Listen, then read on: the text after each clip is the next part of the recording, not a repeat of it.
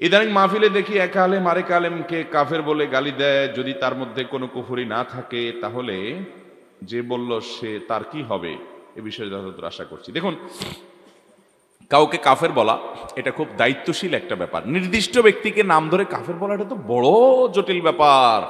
তার ভিতরে কুফরি পাওয়া গিয়েছে, সেটার কারণে সে কাফের হতে পারে কিনা, কাফের বলার জন্য মূলনীতি আছে, সেটা কতটা কি পাওয়া গেছে না গেছে, এগুলো নিরূপণ করা ছাড়া হুটহাট করে একজন মুসলমানকে বদধারণা করে বা তাকফিরের মূলনীতি অ্যাভয়েড করে যদি আপনি কাফের বলে দেন, তাহলে এটা খুব বড় ধরনের অপরাধ এবং গুনাহ।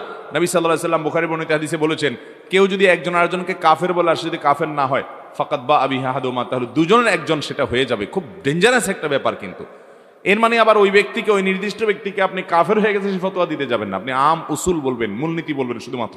ব্যক্তি বিশেষকে কাফের বলা এত সহজ না। হ্যাঁ, উনি একেবারে স্পষ্ট কুফরি বলেছেন, একেবারে দিনের আলোর মতো আল্লাহকে অস্বীকার করেছেন, এরকম কিছু যদি পাওয়া যায় তাহলে তো ভিন্ন কথা। কিন্তু বেশিরভাগ ক্ষেত্রে আমরা কুফরি বানাই, কাফির তাকফির করি আমার নিজের পছন্দ অপছন্দের ভিত্তি করে।